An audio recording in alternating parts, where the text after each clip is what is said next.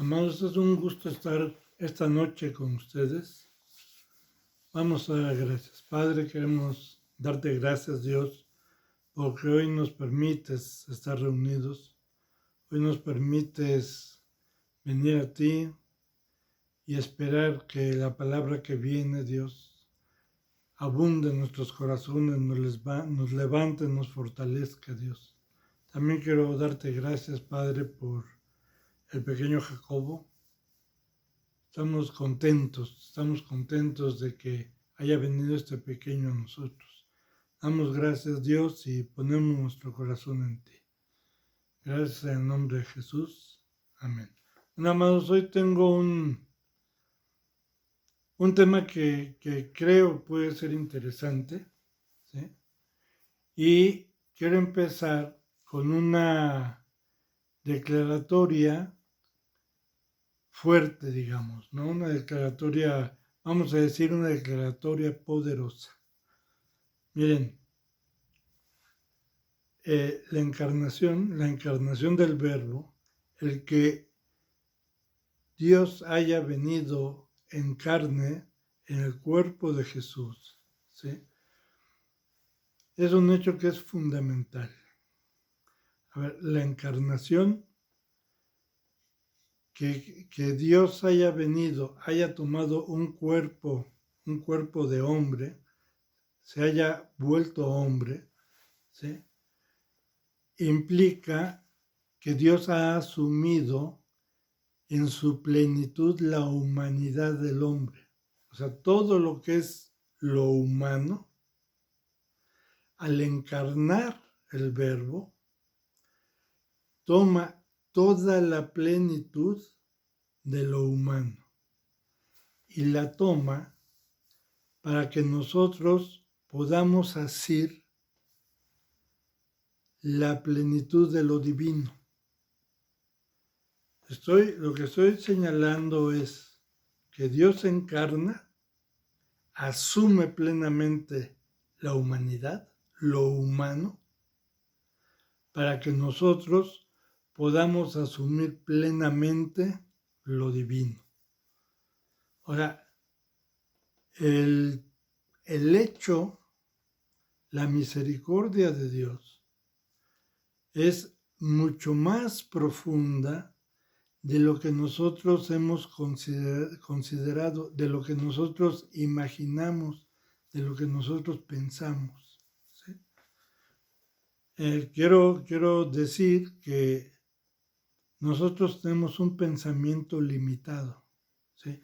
El hombre en general ha ido profundizando en lo de Dios, ha ido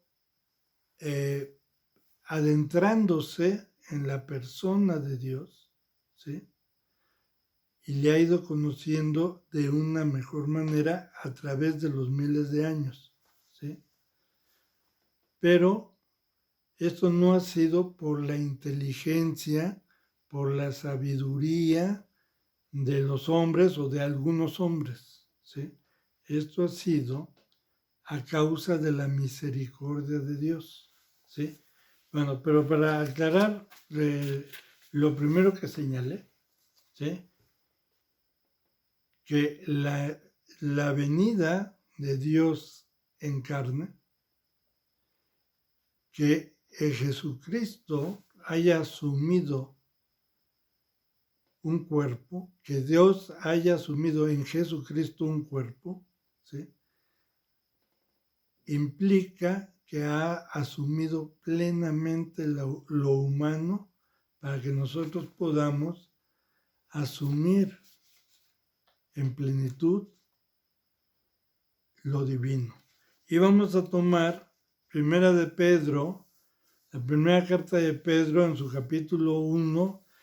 Quiero leer el versículo 4, pero para contextualizarlo un poco mejor, necesitamos leer el 3. Entonces vamos a empezar con el 3, aunque para mí lo fundamental es el 4. Por cuanto todas las cosas que pertenecen a la vida y a la piedad nos han sido concedidas por su divino poder mediante el conocimiento pleno del que nos llamó por su propia gloria y excelencia. A ver, vamos a volver a leer y quiero que tomen un tiempo después y mediten un par de palabras que dice aquí. Dice, las cosas que pertenecen a la vida y a la piedad nos han sido concedidas. ¿Quién es la vida y quién es la piedad? Las cosas de la vida y de la piedad nos han sido concedidas. A ver, vamos a volver a leer. 1 Pedro, capítulo 1, versículo 3. Por cuanto todas las cosas que pertenecen a la vida y a la piedad nos han sido concedidas por su divino poder, mediante el conocimiento pleno del que nos llamó por su propia gloria y excelencia. ¿Quién nos llamó? Por su propia gloria y excelencia. ¿Quién nos llamó? Bueno, el versículo 4, que es para mí el que es importante en este caso, por medio de las cuales, ¿no? O sea, todas estas cosas que nos fueron concedidas de la vida y la piedad, ¿no? O sea, por medio de estas cosas, ¿sí? Por medio de las cuales nos ha dado las preciosas y grandísimas promesas para que por ellas llegarais a ser parte de la naturaleza divina. Otra vez, por medio de las cuales nos ha dado las preciosas y grandísimas promesas para que por ellas llegarais a ser parte de la naturaleza divina. La 60 trae también, dice, participantes de la naturaleza divina. Bueno, a ver, esto de participantes viene con una palabrita en griego que es koinoinoi. Eso quiere decir una unión esencial en o una unión esencial dentro de. Entonces, empecé diciendo que cuando Dios asume la plenitud del humano, nos permite en esa misericordia asumir la plenitud de lo divino. El hombre está llamado a tomar esta plenitud, a convivir, a tener una unión esencial dentro de lo divino, en la persona de Él, ¿sí? Pero por la misericordia de Dios, ¿sí? Mira, no es del que mucho corre, ni del que mucho quiere, sino del quien Dios tiene misericordia. Él ha venido para que nosotros podamos asumir lo de Él. O sea, no es simplemente decir creo, ¿no? Claro, la palabra, a ver, no quiero despreciar la palabra creo ni la palabra fe, ¿no? Sino que implica una profundidad mayor, es lo que quiero señalar. No es simplemente decir yo creo, ¿no? O mucho tenemos por decir soy hijo de Dios, soy hijo del Rey, ¿no? Implica más, ¿sí? El que Dios perdonó mis pecados, sí, pero implica más, ¿sí? ¿Qué es lo que implica? Tener una unión esencial en Dios o una unión esencial dentro de Dios, dentro de lo que es lo divino, ¿sí? No estoy hablando de que vamos a tomar o que vamos a usurpar o que vamos a gozar de la gloria de Dios. La gloria de Dios es la gloria de Dios. Estamos hablando de participar de lo divino, ¿no? Mira, tal vez el hermano Pablo en Romanos 5, versículo 5, que es un versículo que muchos citamos, es muy importante para nosotros. En su segunda parte, en la parte B de ese versículo, dice, porque el amor de Dios ha sido derramado en vuestros corazones por el Espíritu Santo que nos ha dado. El amor de Dios, ¿quién es Dios? Dios es amor, ¿sí? El que ama permanece en Dios. Eso nos lo explica el hermano Juan. Pero ahorita lo vemos, ¿no? Porque vamos a unir algunos versículos para que penetre esa palabra en nuestro corazón. Porque el amor de Dios ha sido derramado en nuestros corazones por el Espíritu Santo que nos fue dado. Pablo nos enseña que Dios es Espíritu. Juan nos enseña que Dios es amor. Estamos hablando que nosotros podemos tener una unión esencial con lo divino. El que se une al Señor, un espíritu es con Él. Ha sido derramado en vuestros corazones, o sea, el amor ha sido derramado en tu corazón por el Espíritu Santo que te fue dado. Si Dios es espíritu, si Dios es amor, y Pedro nos aclara que por su misericordia tenemos posibilidad de tener una unión esencial dentro de Él, o sea, en su contexto, en su realidad, ¿sí? ¿Ah? O sea, en lo divino, ¿sí? Dentro de lo divino podemos tener una unión esencial. ¿Qué unión esencial?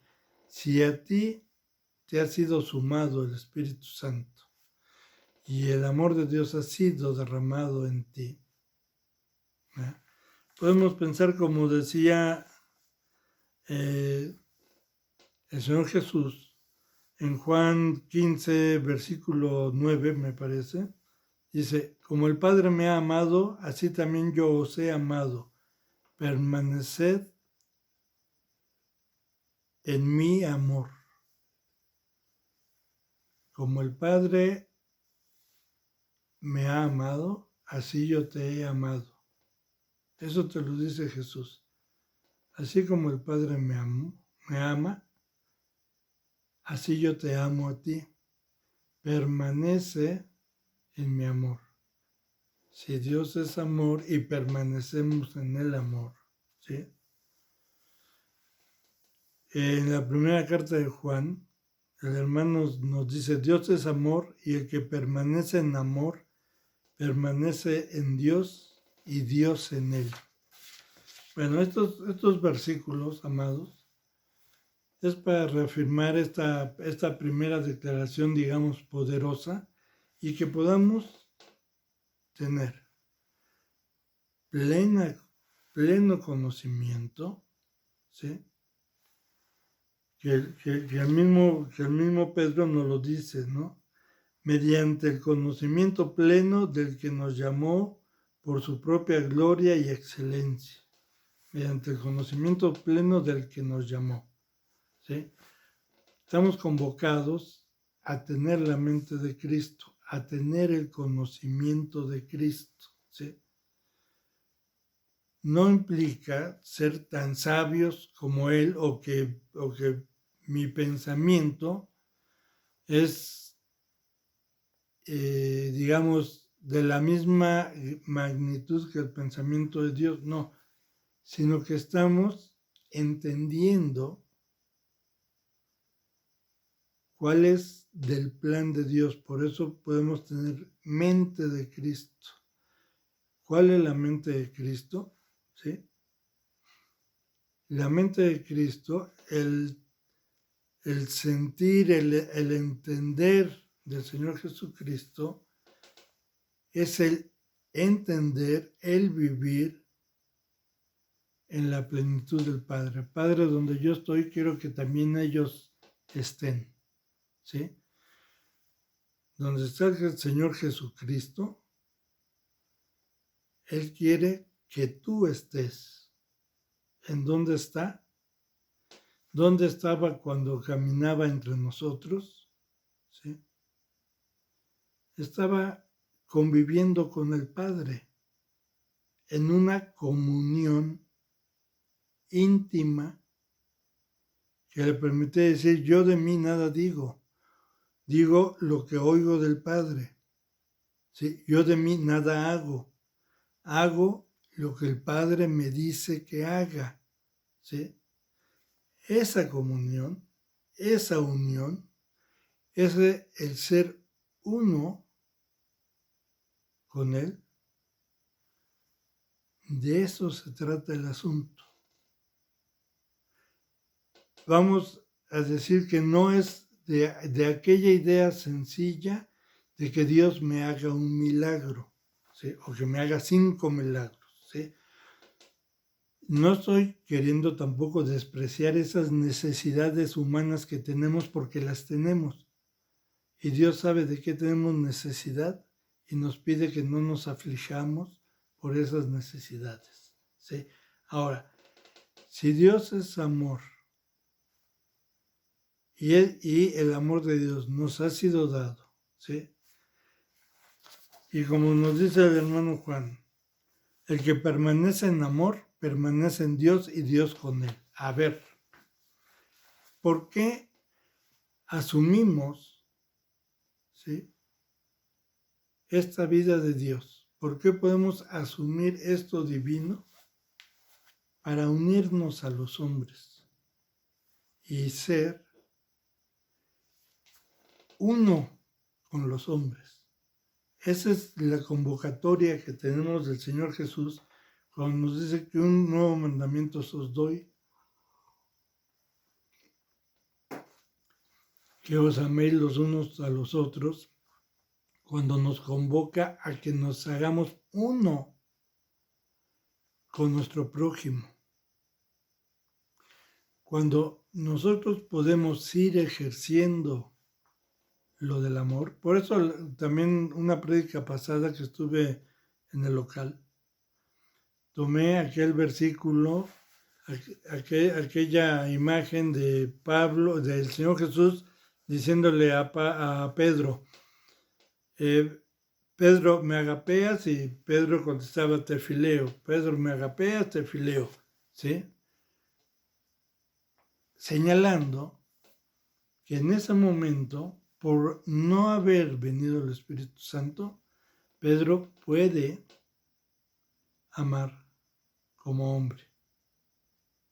No había sido derramado el amor de Dios en su corazón por el Espíritu Santo que recibiría después. Ya cuando recibe el Espíritu Santo y recibe el amor de Dios y puede estar en el amor de Dios, como nos dice el hermano Juan en su primera carta, ¿sí?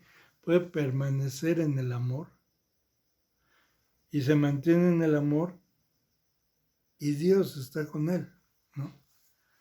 Entonces puede escribir lo que escribe después en las cartas, ¿no? Y mostrar que hay un plan donde Dios nos permite participar de él con la finalidad de que nosotros participemos de los hombres, llevando lo que conocemos como el reino de Dios. El reino de Dios se ha acercado, el reino de Dios dentro de vosotros está, ¿sí? El reino de Dios es el reino del amor. Establecer el lazo de misericordia de Dios entre los hombres. Y nosotros estamos convocados a hacer realidad. Esa es la función de la comunidad. Esa es la función de la iglesia. Enseñarnos a establecer entre nosotros, entre los hombres, unos con otros, un lazo de amor, un lazo de solidaridad, un lazo donde podemos asumir la vida de Dios y asumir la vida del otro, la vida del hombre, ¿sí? Y en esta comunión con Dios es donde somos transformados y lo que no conviene nos es transformado, nos es quitado, pero no es como de pelar una naranja y quitar la cáscara y tirarla, no, es que tú eres esa naranja, ¿sí? Y esa cáscara es cambiada, digamos, a una pulpa jugosa. Para un símil que no sé, o sea, para dar una idea, ¿no? ¿Sí? Nosotros, con todas nuestras debilidades, hemos de ser fortalecidos en el espíritu, ¿sí? Con todas, o sea, nuestras debilidades no es solamente nuestros miedos, ¿sí? Es lo que no conviene delante de Dios, ¿sí? Porque estamos convocados a estar delante de Dios como conviene, en la condición que conviene. ¿Cuál es la condición que conviene para estar delante de Dios? Pues está en la primera página del libro, ¿sí? Hagamos al hombre a imagen y semejanza. Que tú seas a semejanza de Dios, pues no será que tienes una unión esencial en Él, con Él, dentro de Él. O sea, tener una unión, una convivencia, ¿sí? Pero no una convivencia así como de amigos que vamos a platicar, ¿no? Una convivencia como de la misma esencia, ¿sí? Como si fuésemos una cosa unida así, ¿no? Yo y Dios, Dios y yo, ¿sí? Una misma cosa, pegado, digamos, ¿no? Eso, amados, creo que es algo que debemos pedir que se vaya profundizando en nuestro corazón, porque es de gran importancia, ¿sí? Estamos llamados a hacernos una carne con Él, ¿sí? A ver, la iglesia es símbolo de la esposa de Cristo. La iglesia es símbolo de la esposa de Dios. Cuando el esposo y la esposa se unen, se hacen una carne, ¿sí? Se hacen una misma cosa, ¿verdad? Y uno es el esposo y una es la esposa y se unen y se hacen una sola cosa y uno es el esposo y uno es la esposa. ¿Qué es lo que quiero decir? Que esta unión, ¿sí? Esta unión no te hace a ti ser Dios, ¿sí? Pero te hace ser uno con Él. Porque Dios es Dios y yo soy hombre, ¿sí? Pero puedo ser un hombre celestial en vez de un hombre terrenal.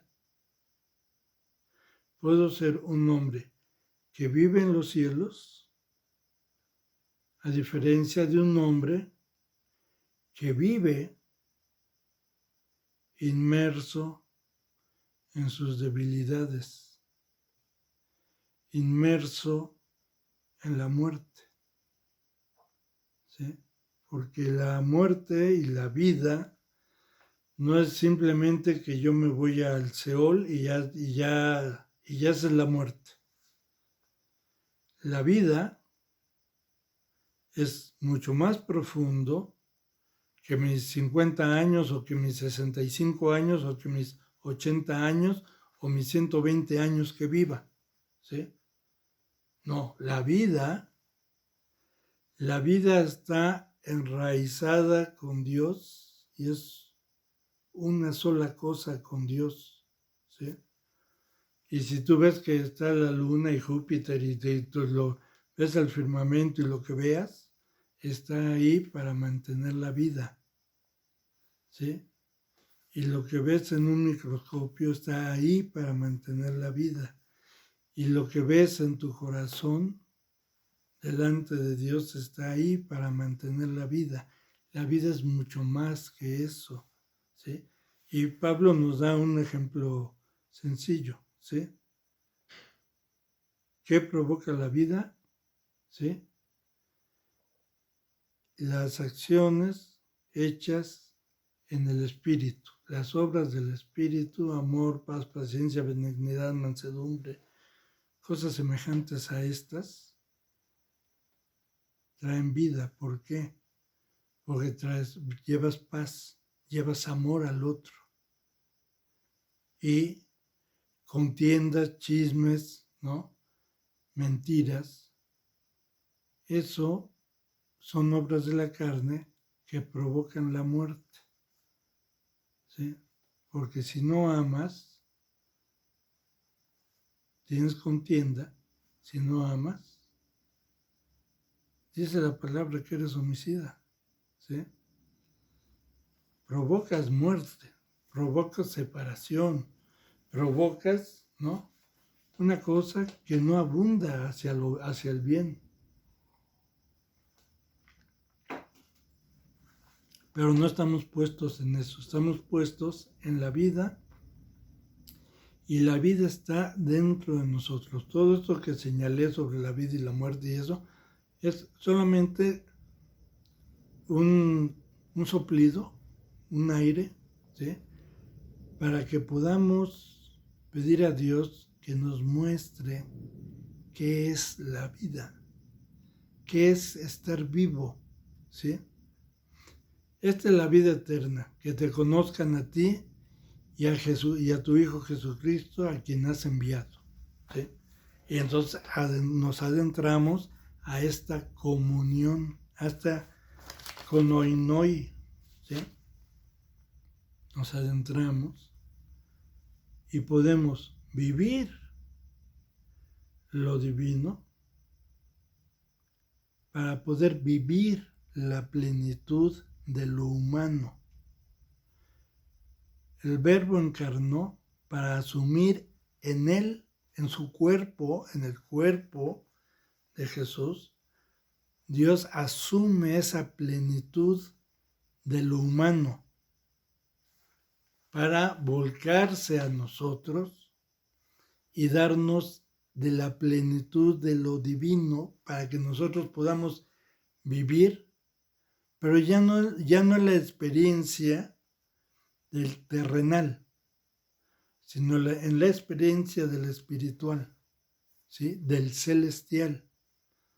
Y en esa experiencia del celestial no es, no sé, o sea, levitar, volar, y ahí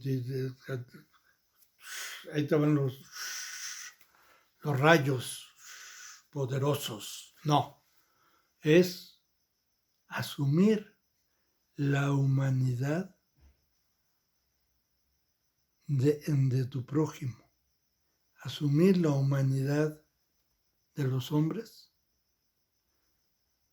porque estás asumiendo lo divino de él, estás asumiendo esa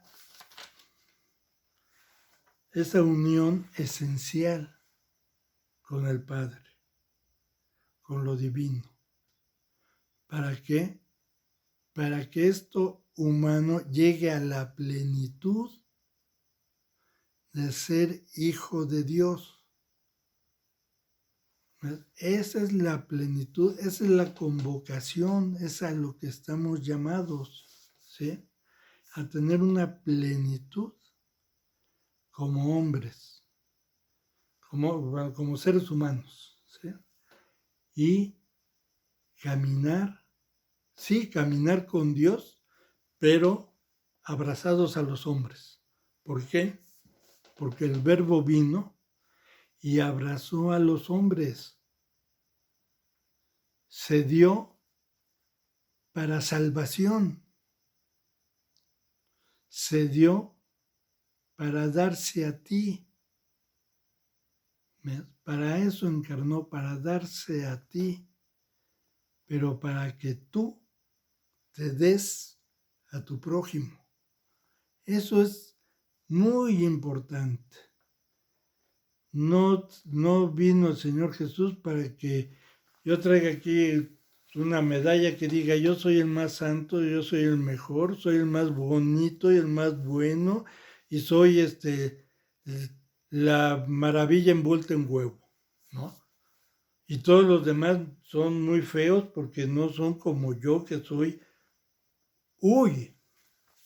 hijo de Dios y no puedo mezclar con los feos y con los malos, ¿sí? El Señor Jesús, ya sabes con quién caminaba, ¿no? Con los hombres y con las mujeres. Y les acompañaba. Y los que se decían sabios en la ley, pensaban, si supiera quién es esa mujer, ¿cómo es posible que se junte con ese que cobra los impuestos? Y él venía y salvaba. Y él venía y daba vida. ¿Cómo es posible que perdones a esa que agarraron en adulterio? ¿Cómo es posible que le pidas de beber a una samaritana? Señor, te damos gracias, Padre, por esta palabra y te pedimos que abundes tú en nuestro corazón. Te pedimos, Padre, que nos ayudes a adentrarnos en ti. Damos gracias en el nombre de Jesús. Amén.